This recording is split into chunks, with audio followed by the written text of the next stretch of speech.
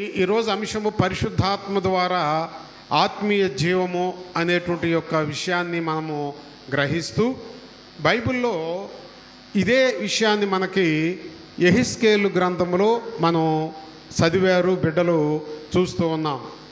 యెహెజ్కేలు గ్రంథంలో ఆడ ఒక లోయను గురించి వాక్యం మనకు తెలియజేస్తూ ఉన్నది. లోయ అంటే అది ఒక ప్రాంతము. లోయ అంటే ఏంటమ్మా? అది ఒక ప్రాంతము. ఈనాడు మనం చూడండి, ఆమోదగిరి పట్టణము ఒక ప్రాంతము, దేశాయిపేట ఒక ప్రాంతము, ఇదే రీతిగా జాండ్రపేట ఒక ప్రాంతము. నువ్వు ఏ ప్రాంతంలో నన్ను అడుగుతారు చాలామంది, ఎక్కడయ్యా పరిసరి అంటే చీర్యాల ప్రాంతంలో అంట. చీర్యాలలో ఏ ప్రాంతం అండి అంటారు, నేను ఆమోదగిరి పట్టణము అంట. కాబట్టి ఒక ప్రాంతము, లోయ అనేది ఒక ప్రాంతము, ప్రియ దేవుని సంఘమ. కాబట్టి ఆ ప్రాంతంలో దేవుడు ఆ ప్రాంతం వైపు, ఆ ప్రజల వైపు చూసినప్పుడు ఆ ప్రజలందరూ కూడా, ఆ ప్రాంతము, ఆ లోయలో ఉన్న ప్రజలందరూ కూడా ఏమై ఉన్నారు? ఎండిపోయి ఉన్నట్టు దేవుని కంటికి కనపడింది. ఎండిపోయినట్టు. మనము కూడా కొన్నిసార్లు మన బిడ్డలు కావచ్చు, బంధువులు కావచ్చు, వారి దగ్గరికి మనం వెళ్ళినా, మన దగ్గరికి వాళ్ళు వచ్చినా ఏమంటామంటే, ఏందిరా, ఏందమ్మాయి, మరి ఎండిపోతున్నావేంటి అంటాం. ఎండిపోవటము అంటే మనలో ఉన్న కండరాలు ఏమైపోవటం? కరిగిపోవటం. మనలో ఉన్న కండరాలు కరిగిపోతూ ఉంటాయి. ఆ ఎముకల మీద శరీరము కప్పబడుతూ ఉంటుంది. దానిని మనము క్షీణించుట అంటాం. ఈ దేవుడు పరలోకములో నుండి ఆ ప్రాంతము వైపు చూసినప్పుడు ఆ ప్రాంతంలో ఉన్న, ఆ లోయలో ఉన్నటువంటి మనుషులందరూ కూడా దేవుని యొక్క దృష్టికి ఏమై ఉన్నారు? ఎండిపోయి ఉన్నారు. ఆ ప్రాంతంలో సంఘము ఉండవచ్చు, ఆ ప్రాంతంలో మందిరాలు ఉండవచ్చు, ఆ ప్రాంతంలో విశ్వాసులు ఉండవచ్చు. కానీ విశ్వాసులేమి, మందిరములలో ఉన్న సంఘమేమి ఆయన దృష్టిలో ఏమై ఉన్నారో తెలుసండి? ఎండిపోయి ఉన్నారు. ఎండిపోయి ఉన్నట్టు ఇక్కడ మనకు తెలియజేస్తూ ఉన్నది. లోకం గురించి మనం ఆలోచించుట కంటే కూడా సంఘాన్ని గురించి మనం ఆలోచించుట, అది మనకు ఎంతో ధన్యత. ఆ ప్రాంతంలో ఉన్న దేవుని మందిరం వైపు దేవుడు చూసినప్పుడు ఆ మందిరములో ఉన్న ప్రజలందరూ కూడా ఏమైపోయారో తెలుసమ్మ? వాళ్ళు ఎండిపోయారు. కారణం ఏంటో తెలుసా? ఆ మందిరములో దేవుడు ఆశించిన ప్రార్థన లేదు. ఆ మందిరములో దేవుడు ఆశించిన స్తుతులు లేవు. ఆ మందిరములో సంఘము ద్వారా దేవునికి మహిమ లేదన్నమాట. ఆ మందిరములో దేవుని యొక్క చిత్తాన్ని నెరవేర్చేటువంటి యొక్క పరిస్థితులు లేవు అన్నమాట. ఇవన్నీ కూడా లేనప్పుడు ఆ మందిరములో వాక్య ధ్యానము లేదు. ఆ మందిరములో ప్రియ దేవుని బిడలారా, మరి దేవుడు చిత్తాన్ని జరిగించే మానవ హృదయం లేదన్నమాట. కనుకనే అవన్నీ లేనటువంటి మరి ఏ విశ్వాస అయితే ఉంటాడో అట్టి విశ్వాసి దేనితో సమానమో తెలుసండి? ఎండిపోయిన జీవితంతో సమానము. మందిరములో ఇదే ఒక ప్రాంతము. ఈ మందిరమే దేవుడు చూస్తూ ఉన్నాడు.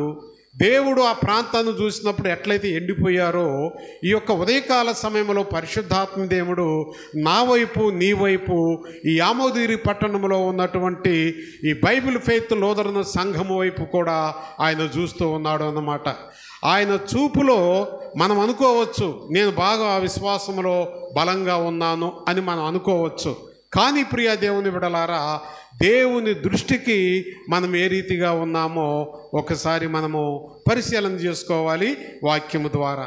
ఆయన కనుదృష్టికి ఒక లేజర్స్ వలె ఆయన చూస్తూ ఉంటాడు. నీ జీవితంలో, నీ ఆత్మీయ జీవితంలో ఎంతగా నీవు ఎదుగుతూ ఉన్నావో, ఎంతగా నీవు అభివృద్ధి చెందుతూ ఉన్నావో, ఎంతగా నీవు ఎండిపోతూ ఉన్నావో చూస్తూ ఉన్నాం. కనుక దేవుడు ఆ యెహెజ్కేలుని పిలిచాడనమాట. యెహెజ్కేలు దేవుని యొక్క మాటలో జీవించే వ్యక్తి. యెహెజ్కేలు ఒక ప్రవక్త అన్నమాట. దేవుడు చిత్తాన్ని జరిగించేటువంటి ఒక దేవుని కుమారుడు అన్నమాట. అటువంటిది నీవు ఎండిపోతున్నాను సరే దేవునికి ఏమాత్రం కూడా ఇష్టము లేదు. బైబిల్లో ఒక మాట అంటాడు, దుష్టుడు దుష్టత్వంలో ఉండుట ఆ దుష్టుడికి ఇష్టమేమో కానీ, ఈ మాట మనం అర్థం చేసుకుంటే, ఒక దుష్టుడు దుష్టత్వంలో ఉండుట ఆ దుష్టుడికి ఇష్టమేమో కానీ, ఆ దుష్టుడు దుష్టత్వంలో ఉండుట ఆ దుష్టిని కొరకై కలవరిగిరి సిలువలో ప్రాణము పెట్టిన యేసయ్యకు ఏమాత్రము కూడా ఇష్టము లేదు. నీవు ఎండిపోవటము నీకు ఇష్టమేమో, నీవు ఆత్మీయంగా నీవు చితికిపోవటము నీకు ఇష్టమేమో, నీ కొరకై కలవరిలో ప్రాణము పెట్టిన యేసయ్యకు నీవు ఎండిపోవటము, నీవు ఆత్మీయంగా చచ్చిపోవటము దేవునికి ఏమాత్రము కూడా ఇష్టము లేదు. అందుకనే నిన్ను జీవింపచేయటానికి, సచ్చిన జీవితం నుండి నిన్ను జీవములోకి నడిపించటానికి నీ స్థానములో యేసయ్య కలవరిలో సమాప్తమనే మాట ద్వారా ఆయన మరణించాడు. ప్రియ దేవుని బిడ్డలారా, నా యేసయ్య ఎందుకు మరణించాడు అంటే ఎండిపోయిన నా జీవితాన్ని బ్రతికించటానికి. నా యేసయ్య ఎందుకు చచ్చిపోయాడు అంటే చచ్చిన నా జీవితాన్ని జీవములోనికి నడిపించటానికి అన్నమాట. అందుకని దేవుడు యెహెజ్కేలును పిలిచి యెహెజ్కేలుతో ఒక మాట అంటున్నాడు ప్రవక్తతో, ఓ యెహెజ్కేలు, అదిగో ఆ ప్రాంతం వెళ్ళు, ఆ ప్రాంతంలో ఆ సంఘాన్ని చూడు, ఆ విశ్వాసులను చూడు, వాళ్ళందరూ కూడా ఆ లోయలో ఉన్నటువంటి ఆ ప్రాంతంలో ఉన్న ఆ సంఘములో వాళ్ళు చచ్చిపోయారయ్యా. ఆదివారం పేరుకి ఆరాధన చేస్తూ ఉన్నారు కానీ, ఏదో పాటలు పాడుతూ ఉన్నారు కానీ, వాక్యాన్ని వింటున్నారు కానీ, ఏదో ప్రార్థన చేస్తున్నారు కానీ వారి జీవితంలో మరి ఎలాంటి జీవం అనేది లేదు అంటున్నాడు.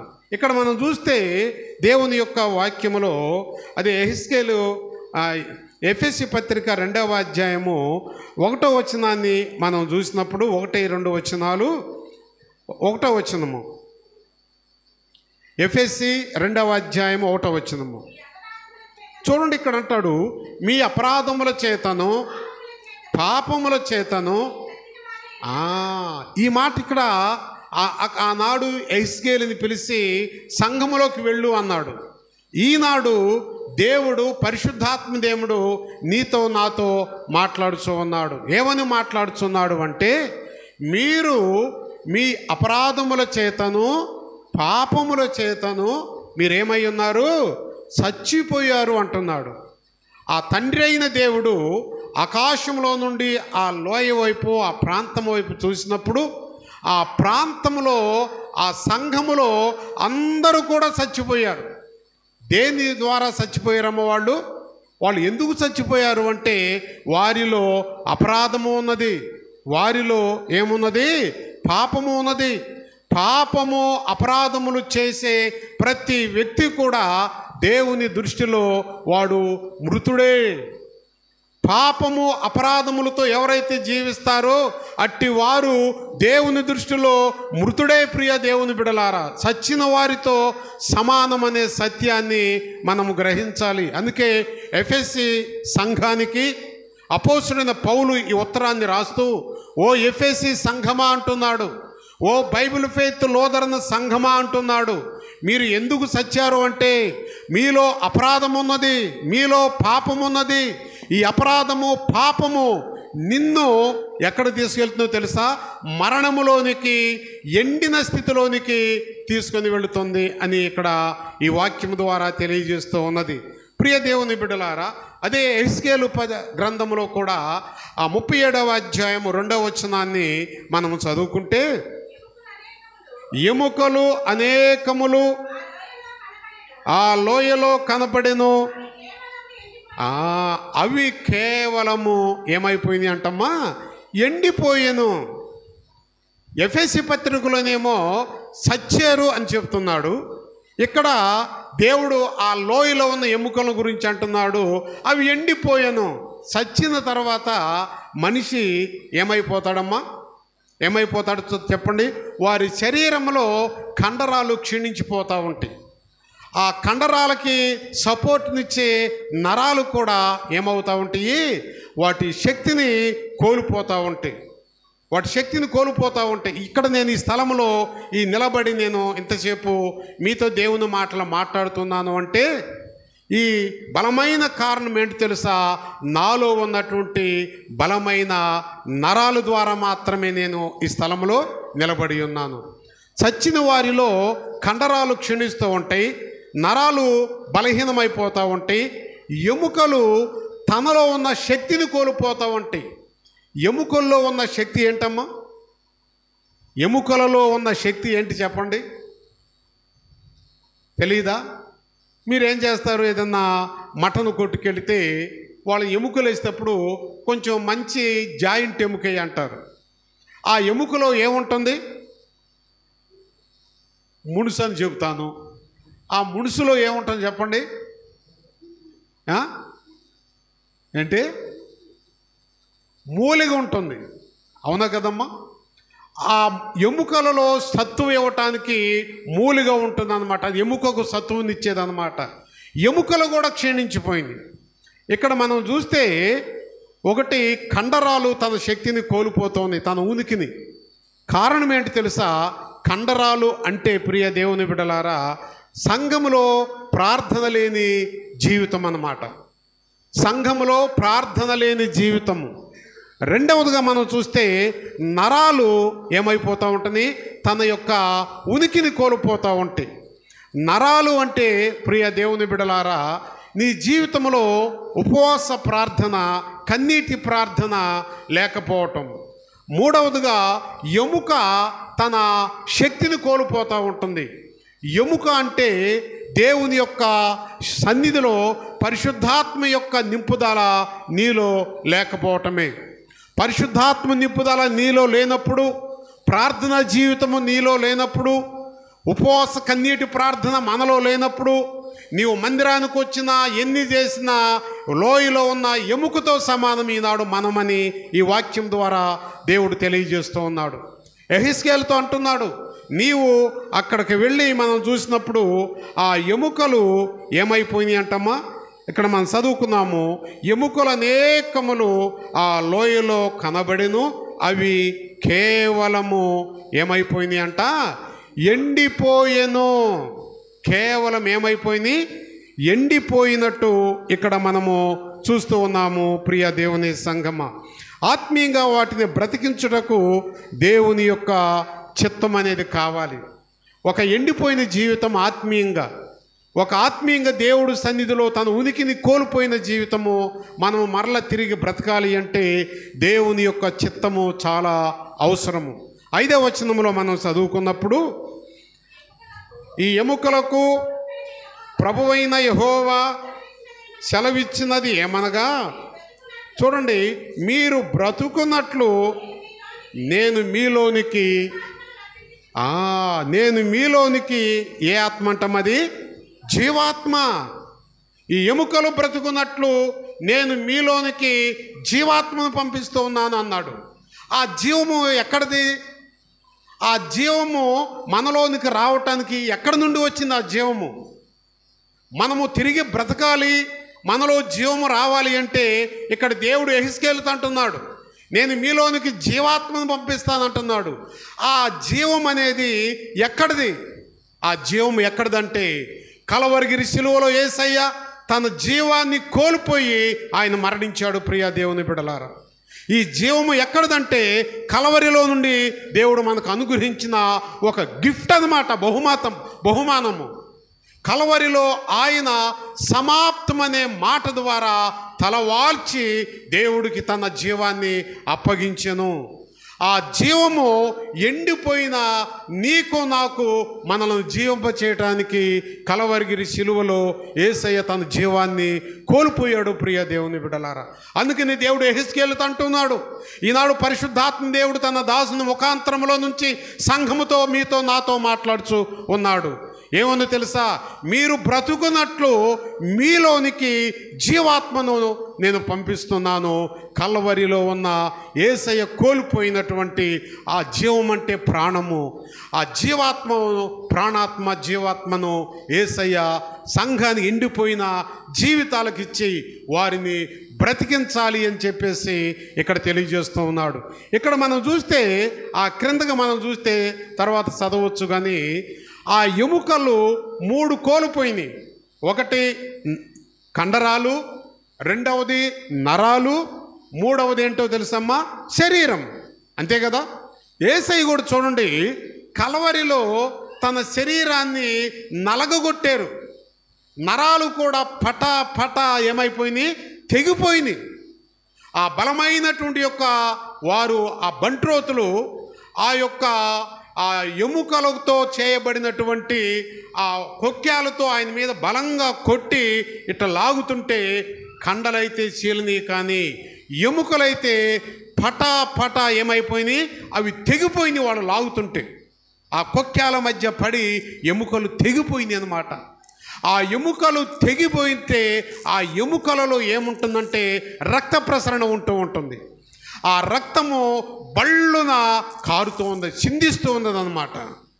చూడండి, ఈ యొక్క లోయలో ఉన్న ఆ మనుషులు, ఎండిపోయిన మనుషుల్లో నరాలు లేవు. ఆ మనుషుల్లో ఏమి లేవో తెలుసమ్మా? కండరాలు లేవు. ఇక్కడ వాక్యంలో మనం చదువుకున్నాము, ఆ ఎముకల్లో నరాలు కండరాలు లేవు. యేసయ్య శిలువలో తన యొక్క శరీరము కండరాలను మరి నలగగొట్టాడు. ఆ నరాలు తెంచివేయబడ్డాయి. ఎందుకో తెలుసా?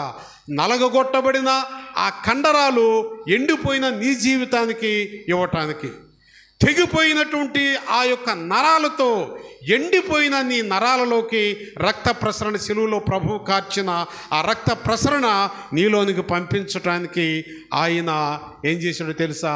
శిలువలో ఈ ఎముకలను, శిలువలో ప్రభు యొక్క జీవితాన్ని మనం ఒకసారి మరి జ్ఞాపకం చేసుకున్నట్లయితే, ప్రియ దేవుని బిడ్డలారా, ఆ శిలువలో యేసయ్య ఏ రీతిగా జీవాన్ని కోల్పోయాడో ఈ యొక్క లోయలో ఉన్న ఎండిపోయిన మనుషులు జీవాన్ని పొందుకుంటూ ఉన్నారు.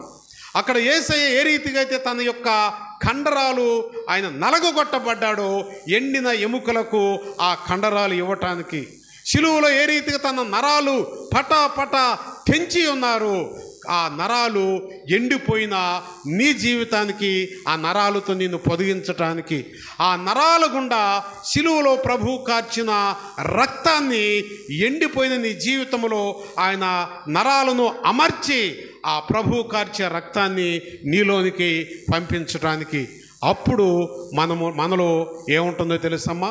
వాక్యము మనకు తెలియజేస్తూ ఉన్నది. ప్రియ దేవుని బిడలారా, దేవుని యొక్క వాక్యములో మనం చూసినట్లయితే అపోస్తల కార్యగ్రంథము 2వ అధ్యాయము 23వ వచనాన్ని మనం చూస్తే, దేవుడు నిశ్చయించిన 2వ వచనం అమ్మ, అపోస్తల కార్యము 2వ అధ్యాయము 2, 3 వచనాలు. అప్పుడు వేగముగా వీచేటువంటి బలమైన గాలి వంటి ఆ ఒక ధ్వని ఆకాశము నుండి అకస్మాత్తుగా వారు కూర్చుండి ఉన్న ఇల్లంతయు నిండెను, మరియు అగ్ని జ్వాలల వంటి విభాగింపబడి వారికి కనబడి, వారిలో ఒక్కొక్కటి వారిని తాకగా అందరూ పరిశుద్ధాత్మతో నింపబడి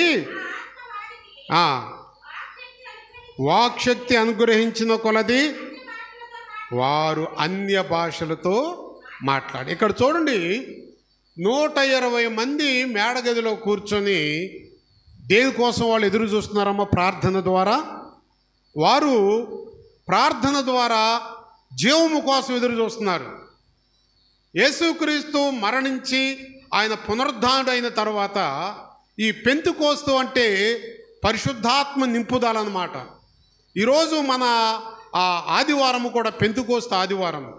పరిశుద్ధాత్మలో ఏముందంటే జీవమున్నది. ఆ జీవము, పరిశుద్ధాత్మ జీవము కొరకై 120 మంది ఆ మేడగదిలో కూర్చొని ఉపవాసం ఉండి ప్రార్థన చేస్తూ ఉన్నారు. దేవుణ్ణి స్తుతిస్తూ ఉన్నారు, దేవుణ్ణి ఆరాధిస్తూ ఉన్నారు. కారణం ఏంటి తెలుసా? వాళ్ళు పేరుకి మనుషులుగా బ్రతికారే కానీ వారిలో స్పిరిచువాలిటీ లేదు, ఆత్మీయత లేదు, ఆత్మీయ ఎదుగుదల లేదు. మనము కూడా దేవుని మందిరానికి వస్తున్నాము, దేవుణ్ణి ఆరాధిస్తూ ఉన్నాము, దేవుణ్ణి ప్రార్థిస్తూ ఉన్నాము, మనకు కలిగింది దేవునికి ఇస్తూ ఉన్నాము. కానీ నీలో ఎటువంటి ఎదుగుదల? ఈ క్షణములోనే పరిశుద్ధాత్మ దేవుడు ఆయన రెండవసారి లోకములోకి వస్తే ఆయనతో ఎత్తబడేటువంటి యొక్క కలవరి జీవము నీలో నాలో ఉన్నదో లేదో ఒకసారి మనము గ్రహించాలి ప్రియ దేవుని బిడ్డలారా. ఆ 10 రోజులు కూడా వాళ్ళు ఆ మేడగదిలో ఉండి ప్రార్థన చేస్తూ ఉన్నారు. పరిశుద్ధాత్మ దేవా, కలవరిలో జీవాన్ని కోల్పోయిన యేసయ్య, నీవు కోల్పోయిన జీవముతో పరిశుద్ధాత్మ ద్వారా మాకు సహాయం చేయమని వారు మేడగదిలో ఉండి ప్రార్థన చేస్తూ ఉన్నారు. ప్రియ దేవుని సంఘమా, దేవుని బిడలారా, పరిశుద్ధాత్మ యొక్క జీవము, పరిశుద్ధాత్మ యొక్క శక్తి, పరిశుద్ధాత్మ యొక్క నడిపింపు, పరిశుద్ధాత్మ యొక్క ఆ యొక్క ఉనికి నీలో నాలో లేకపోయినట్లయితే బైబిల్లో ప్రభు చెప్పాడు, ఎంత ప్రార్థించినా ఎన్ని చేసినా ఆత్మ లేనివాడు నావాడు కాదు అంటున్నాడు. ఆత్మ లేనివాడు నావాడు కాదు అంటున్నాడు. ప్రియ దేవుని బిడలారా, ఆ ఆత్మలో జీవం ఉన్నది. ఆ జీవము కలవరిలో నుండి నీ కొరకై నా కొరకై ప్రభు కోల్పోయినటువంటి జీవం అన్నమాట. ఆ జీవముతో సంఘము నింపబడాలి. పరిశుద్ధాత్మ జీవముతో నీవు నేను నింపబడాలి. పరిశుద్ధాత్మ జీవముతో మన సంఘము నింపబడాలి. ఆ 120 మంది కూడా 10 రోజులు ప్రార్థన చేసిన తర్వాత పరిశుద్ధాత్మ వారి మీదకు వచ్చి 4 విభాగింపబడి వారిని తాకినప్పుడు వారు ఏం చేస్తున్నారు తెలుసమ్మా? అన్య భాషలతో వాళ్ళు మాట్లాడుతూ ఉన్నారు. అన్య భాషలతో రకరకాల ఆ భాషలు కలిగిన మనుషులు ఉన్నారు అక్కడ. ఇందాక మనం చదువుకున్నాము. అంతేకాదు ఇంకా ఎక్కువ భాషలు కలిగిన వారు ఉన్నారు అక్కడ. ప్రియ దేవుని బిడ్డలారా, 93వ సంవత్సరంలో నేను విశాఖపట్నంలో ఓ మీటింగ్కి వెళ్ళాను. ఎంఏ పాలు గారు మా ఆత్మీయ తండ్రి, ఆయన మీటింగ్కి వెళ్ళాను. దాదాపు ఆ మీటింగ్కి ఎన్నో ఒరిస్సా నుండి వచ్చారు, కర్ణాటక నుండి వచ్చారు, తమిళనాడు నుండి వచ్చారు, తర్వాత ఇటు మధ్యప్రదేశ్, మహారాష్ట్ర నుండి వచ్చారు, అమెరికా నుండి వచ్చారు. దాదాపు 13 భాషలు కలిగిన వారు ఆ మీటింగ్కి, ఆ క్రూసేడ్కి వచ్చారన్నమాట. అక్కడ మనోహర్ గారు, ఆయన బెంగళూరు, ఆయన ఆ డయాస్ మీద ఉండి ఆయన వాక్యము, పరిశుద్ధాత్మ నింపుదలతో ఆయన వాక్యము మాట్లాడుతూ ఉన్నాడు. పాలుగారు తెలుగులో చెప్తానంటే, వద్దు సార్, అయ్యా కాదే 13 భాషల వాళ్ళు ఈ మీటింగ్కి వచ్చారు, చెప్పకపోతే వాళ్ళకి అర్థం కాదు కదంటే, ఏమి లేదు, పరిశుద్ధాత్మ దేవుడు వారందరినీ తాకుతాడు, ఆయన వారందరికీ అర్థమయ్యేటట్టు మాట్లాడతాడు అని చెప్పేసి పాల్గారు కూర్చున్నాడు. మనోహర్ గారు దేవుని యొక్క వాక్యాన్ని మాట్లాడేటప్పుడు, దేవుని వాక్యాన్ని చెప్పేటప్పుడు ఆయన మాట్లాడుతుంది ప్రియ దేవుని బిడలారా ఇంగ్లీషులో మాట్లాడుతూ ఉన్నాడు. కానీ ఆ మీటింగ్కి వచ్చిన 13 భాషలు కలిగిన ప్రతి ఒక్కరికి కూడా ఆయన మాట్లాడేది అర్థమవుతూ ఉన్నది.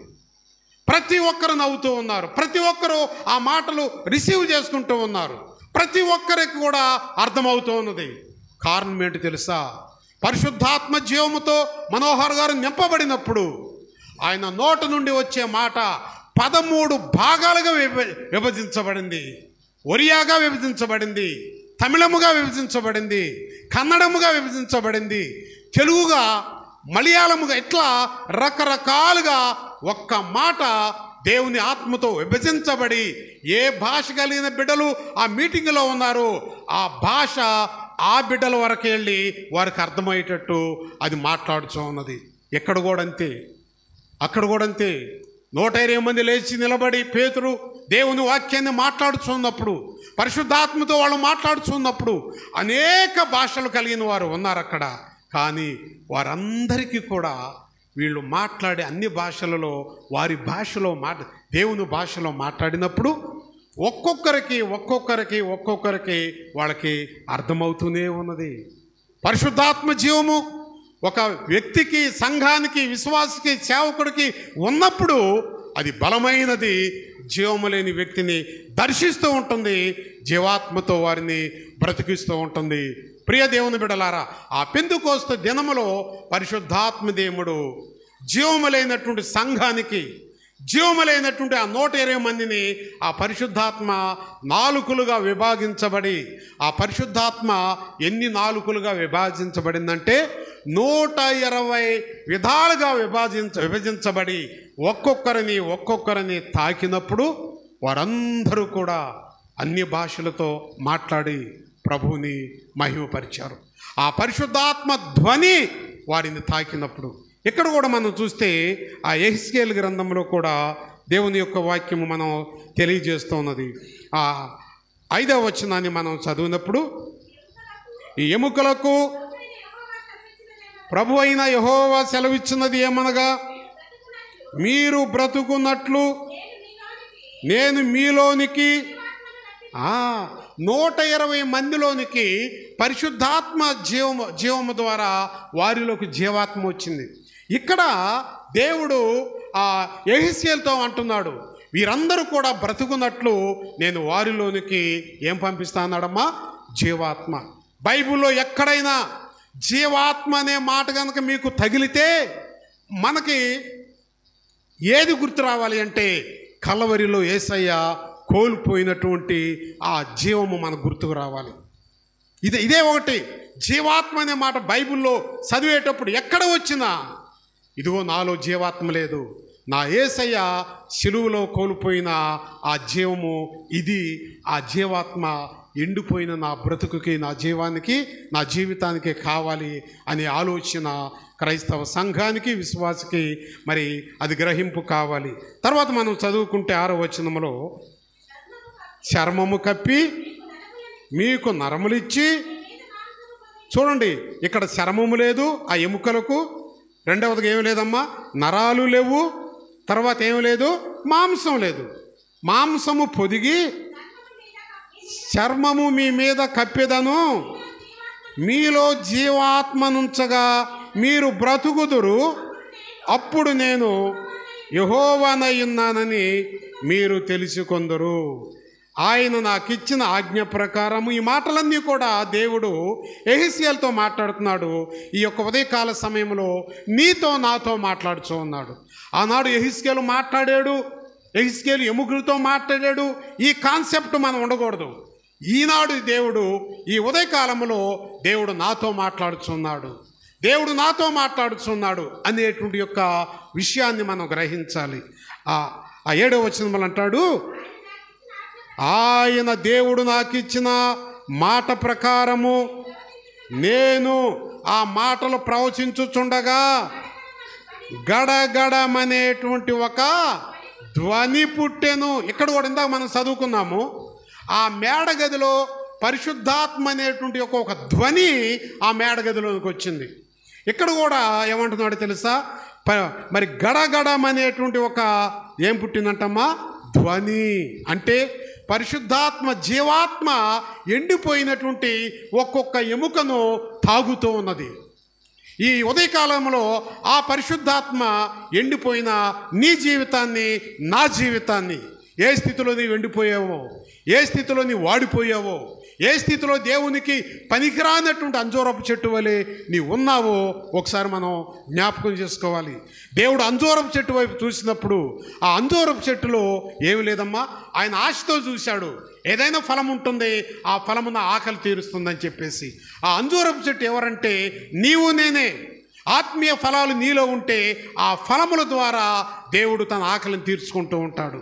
అదే రీతిగా ఆ చెట్టులో ఏమి లేదో తెలుసా, పూత లేదు, పిందె లేదు, కాయ లేదు, పండు లేదు. చివరికి దేవుడు కోపం వచ్చి, ఇంతగా నేను నా రక్తముతో ఈ చెట్టుని పెంచేనే, నా రక్తము కార్చేని ఈ బిడ్డ కొరకు నా శరీరాన్ని నలగొట్టబడి ఆహారముగా ఈ సంఘానికి, ఈ బిడ్డలకు నేను ఇచ్చేనే, కానీ ఈ సంఘములో నుంచి, బిడ్డలలో నుంచి నా ఆకలిని తీర్చే ఆత్మీయ ఫలము ఒకటి కూడా లేదు. ఈ చెట్టు ఉండుట, ఈ బిడ్డ నా బిడ్డగా చెప్పుకొనుట వ్యర్థము, ఈ చెట్టుని నేను ఏం చేస్తాను, శపిస్తాను. మరలా తిరిగి వచ్చేటప్పుడు ప్రభు ఆ చెట్టు ఏమైపోయిందమ్మా, ఎండిపోయింది. ఫలములు లేని చెట్టు దేవుడు ఏం చేస్తాడు, శపిస్తాడు. ఆయన దగ్గర ఆశీర్వాదం ఉన్నది, శాపము ఉన్నది. నీలో ఆత్మీయ జీవాత్మ నీలో లేకపోతే దేవుని దగ్గర నుండి ఆ శాపము వస్తుంది, ఎండిపోతాము. అందుకే ప్రభు అంటాడు, ద్రాక్ష తీగ చెట్టులో అంటగట్టబడితే అది బహుగా ఫలిస్తుంది. చెట్టుకి కనుక ఆ తీగ వేరైతే ఆ తీగ ఏమైపోతుందమ్మా, దానిలో ఫలం ఉండదు, అది ఎండిపోతుంది. దానిని అగ్నితో కాలుస్తూ ఉంటాము. నీవు ప్రభువులో అంటగట్టబడినటువంటి తీగవలే ఉన్నావా? ఆ చెట్టులో జీవం ఉన్నది. ఆ యేసయ్య జీవములో అంటుగట్టబడే ఒక విశ్వాసిగా నీవు జీవిస్తున్నావా? ఆ చెట్టుకి, ఆ ప్రభువుకి దూరముగా జీవించే ఒక తీగవలే ఉన్నావా? అంటుగట్టబడితే బహుగా ఫలిస్తాము, దూరముగా చెట్టుకు వేరైపోతే ఎండిపోతాం. ప్రభు అంటున్నాడు, నాకు వేరుగా ఉండి మీరేమీ చేయగలరు, మనమేమీ చేయలేము. ప్రియ దేవుని బిడ్డలారా, ఆ గడగడమనేటువంటి ఒక ధ్వని ఆ ఎముకల మీదకు వచ్చినప్పుడు అక్కడ అప్పుడు ఎముకలు ఏం చేస్తున్నాయమ్మా, ఒకదానితో ఒకటి కలుసుకుంటున్నాయి. ఇది గుర్తుపెట్టుకోండి, ఎముకలు అంటే నీవు నేనే. ఇప్పుడు ఎముకలు రకరకాలుగా విడిపోయినాయి, ఎండిపోయినాయి. కానీ పరిశుద్ధాత్మ జీవము గడగడమనేటువంటి ధ్వని ఆ ఎముకలు ఆ సంఘములోకి ఈ ఉదయకాలములో మన మధ్యకి వచ్చినప్పుడు డివైడ్గా, డిఫరెంట్గా, రకరకాలుగా చెదిరిపోయి విడిపోయిన ఎముకలు ఇప్పుడు ఏం చేస్తున్నాయి, కలుసుకుంటుంది. దీని అర్థం ఏంటంటే, సంఘములో మనం మందిరానికి వస్తున్నాము కానీ మనకు సమాధానం ఉంటల. ఎవరికి వారమే జీవిస్తున్నాం, విడివిడిగా జీవిస్తూ ఉన్నాం, ఎండిపోయే స్థితిలో జీవిస్తూ ఉన్నాం. ఆరాధిస్తూ ఉన్నాము, సమాధానం లేదు. ఆరాధిస్తూ ఉన్నాము, సంతోషం లేదు. ఆరాధిస్తూ ఉన్నాము, ఒకరి మీద ఒకరి కక్షలు, ఈర్ష్యలు, విమతాలు, ద్వేషాలు. విడిగా జీవిస్తూ ఉన్నాము, ఎండిపోయి జీవిస్తున్నాము. విడివిడిగా సమాధానం లేకుండా, సంతోషం లేకుండా జీవిస్తూ ఉన్నాం. ఒకే మందిరంలో ఉంటాము, యేసయ్యనే పూజిస్తూ ఉంటాము, మనలో సమాధానం ఉంటలా. అమ్మ పలానా వ్యక్తిని పిలవమ్మ, పిలువు తల్లి అంటే వారికి మాకు మాటలు ఇవ్వండి అంటే మీరు ఎండిపోయి విడివిడిగా జీవిస్తున్నట్టే. మీరు ఇక్కడ చూడండి, జీవాత్మ వచ్చిన తర్వాత ఆ ఎముకలు కలుసుకోవటం ప్రారంభించింది. నీలో జీవాత్మ లేకపోతే, నీలో సమాధానం లేకపోతే, నీలో ద్వేషాలు, కక్షలు, అసూయలు, విమతాలు ఇవన్నీ ఉంటాయి. ఆ ఎముకలకు, ఆ సంఘానికి అట్లానే ఉన్నది. మందిరానికి వస్తున్నారు కానీ సమాధానం లేదు. ఎప్పుడైతే పరలోకములో నుండి జీవాత్మ ఆ ఎముకలు, ఆ సంఘము మీదకి వచ్చిందో ఆ ఎముకలు కలుసుకోవటం మొదలుపెట్టినాయి. అంతవరకు విడిగా ఉన్నవారు, అమ్మా వందనాలమ్మా, అయ్యా వందనాలండి, ఏమైంది? అప్పుడు వారిలో జీవాత్మ వచ్చింది, వారిలో దేవుని ఆత్మ వచ్చింది, వారిలో సమాధానపరిచే ఆత్మ వచ్చింది. అంతవరకు ద్వేషాలతో ఉన్నవారు, పగలతో ఉన్నవారు, మందిరానికి వచ్చి కూడా కక్షలతో ఉన్నవారు దేవుని యొక్క జీవాత్మ కలిగి ఉంటే వారిలో సమాధానం ఉంటుంది. అప్పుడు వారు ఒకరికి ఒకరు ఏం చేసుకుంటారు తెలుసమ్మా? వందనాలు తల్లి, వందనాలు సహోదరుడా, వందనాలండి. కారణం ఏంటి తెలుసా? జీవాత్మ వచ్చిన తర్వాత అక్కడ ఎముకలు ఏమైంది తెలుసమ్మా?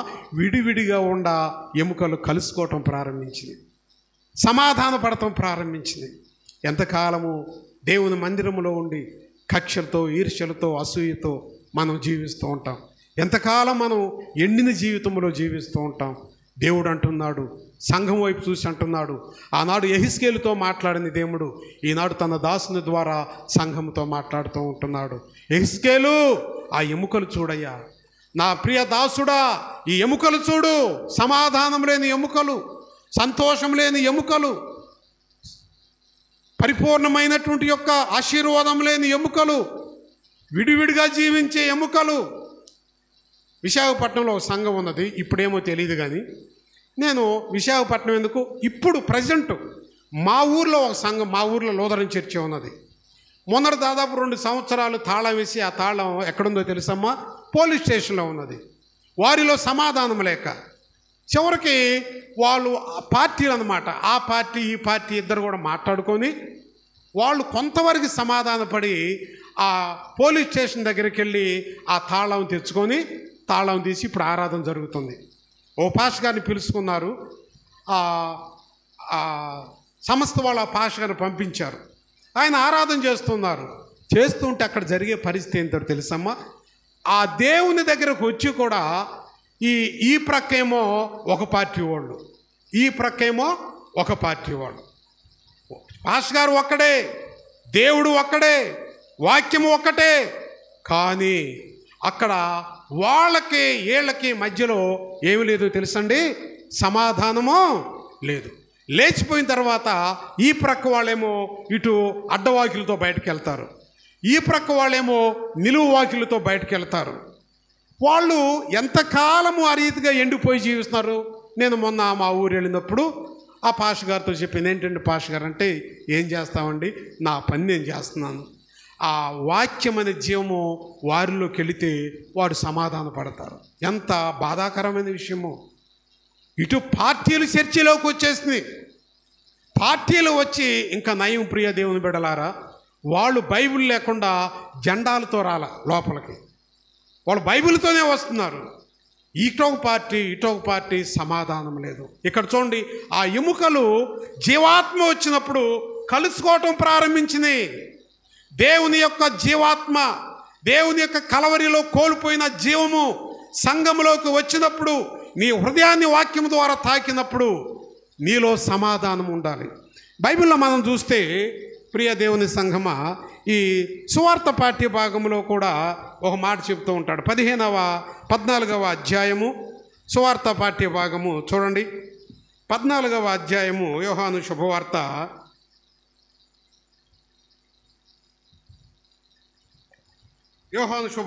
14వ అధ్యాయము 25వ వచనము నుండి చూడండి. నేను మీ దగ్గర ఉండగానే ఈ మాటలు మీతో చెప్పుచున్నాను.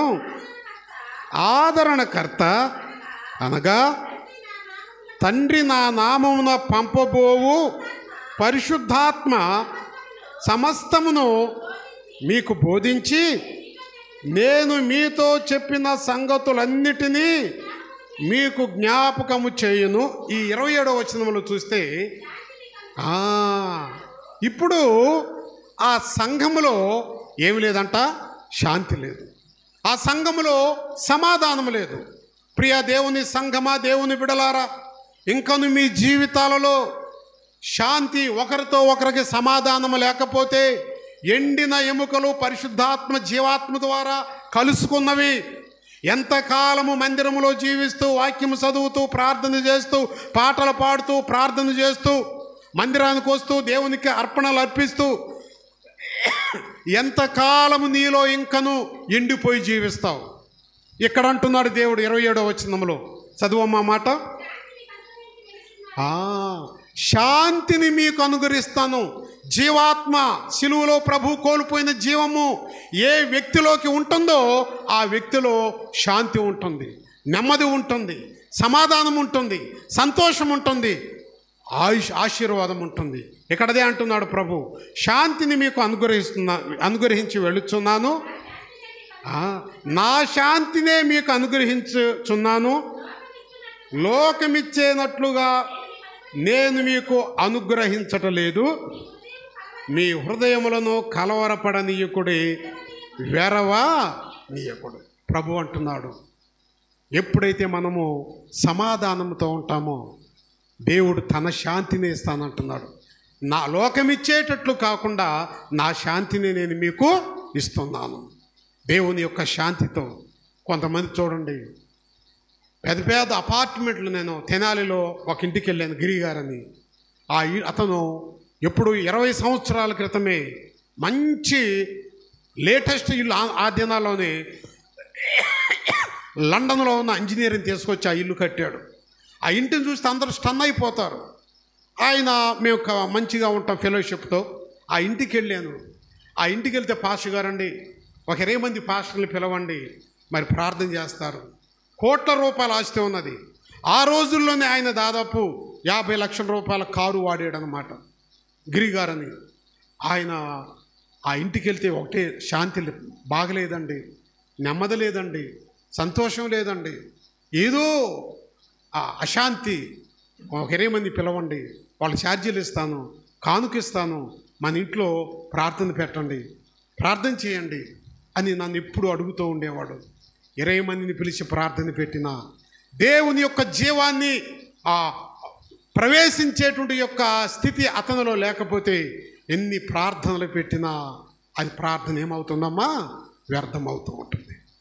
కానీ అదే ఇంటికి వెళ్ళేటప్పుడు ఒక చెట్టు కింద ఒక ఆయన ఒక టీవీని చెట్టుకి తాళ్ళు ఏలగొట్టి ఆ తాళ్లలో కర్రలు పెట్టి ఆ కర్రల మీద టీవీని పెట్టుకొని కనెక్షన్ ఇచ్చుకొని ఆ కింద ఒక చిన్న గుడిసి ఉంది వర్షం వచ్చి పోవటానికి, ఆ టీవీని ఆ కర్రల మీద పెట్టుకొని ఆ చెట్టు కింద మంచం అది కిందే ఓ పట్ట వేసుకొని మంచం ఆ పట్ట మీద పడుకొని కాలు మీద కాలేసి ఆ టీవీలో వాక్యాన్ని చూస్తూ ఉన్నాడనమాట.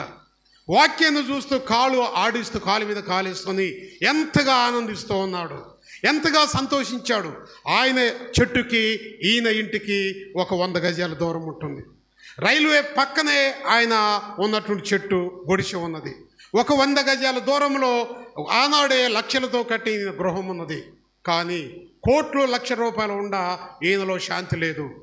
ఏ లక్షలతో కూడిన గృహం లేకపోయినా ఒక చెట్టు కింద ఆయన వాక్యాన్ని వింటూ ఎంతో పరిపూర్ణమైన శాంతి నెమ్మది పొందుతూ ఉన్నాడు. ప్రియ దేవుని బిడ్డలారా, మనిషికి డబ్బు శాంతి ఇవ్వలేదు, ధనము శాంతి ఇవ్వలేదు, ఐశ్వర్యము శాంతి ఇవ్వలేదు, అందము శాంతిని ఇవ్వలేదు. నీకు శాంతిని అనుగ్రహించేది ఇక్కడ అదే అంటున్నాడు ప్రభు, నా శాంతిని నేను మీకు ఇస్తున్నాను, లోకమిచ్చినట్లుగా కాదు, నా పరలోకపు శాంతిని నేను మీకు ఇస్తున్నాను, కాబట్టి మీరు నన్ను స్తుతించండి. ఈ యొక్క ఉదయకాల సమయంలో నా ప్రియ దేవుని సంఘమ, నా దేవుని బిడలారా, ఆనాడు లోయలో ఉన్న ఎముకల గురించి ఈ ఉదయం ప్రభు మాట్లాడట్లేదు. ఈ బైబిల్ ఫెయిత్ లోదర్లో చర్చిలో ఉన్న ఎముకలైన నీ గురించి నా గురించి నా దేవుడు మాట్లాడుతూ ఉన్నాడు. మనం ఏ స్థితిలో ఉన్నాము ఒకసారి ఆలోచించండి. నీవు ఎండిపోయి ఉన్నావు కాబట్టి నీ కొరకై కలవరిలో నా యేసయ్య ఎండిపోయాడు. ఆకాశానికి భూమికి మధ్యలో 3 మేకుల ఆధారంతో మండు టెండలో జీవాన్ని కోల్పోయి నా యేసయ్య ఎండిపోయాడు.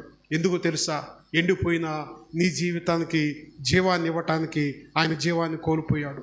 నా యేసయ్య జీవము నాలో లేకపోతే, నా యేసయ్య జీవము మా పాస్టమ్ గారి ద్వారా నేను పొందుకోలేకపోతే దాదాపు 38 సంవత్సరాల నుండి ఈ స్థలంలో నిలబడేటువంటి స్థితి నాకు ఉండేది కాదు.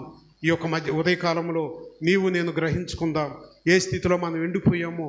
నా యేసయ్య నా కొరకు ఎండిపోయాడు, నన్ను జీవింప చేయటానికి, నన్ను ఫలింప చేయటానికి, నాకు శాంతిని ఇవ్వటానికి, నాకు నెమ్మదిని ఇవ్వటానికి నా యేసయ్య నా కొరకై ఎండిపోయాడు అనే సత్యాన్ని గుర్తించి పరిశుద్ధాత్మ ద్వారా, ఆత్మీయ జీవం అనే అంశం ద్వారా, ఆ పరిశుద్ధాత్మ ద్వారా నీవు నేను కూడా ఎండిపోయిన మన జీవితాలను చిగురింప చేసుకొని, ప్రియ దేవుని బిడలారా, దేవుడు ఆకలిని తీర్చే జీవము కలిగిన ఫలాలు కలిగిన అంజూరపు చెట్టు వలె నీవు నేను ప్రభువులో జీవించాలి అని, ఆ ప్రభు యొక్క శాంతి సమాధానంతో మనము నింపబడాలి అని ఈ మాటల ద్వారా తెలియజేస్తూ ఈ మాటలు ముగిస్తూ ఉన్నాను.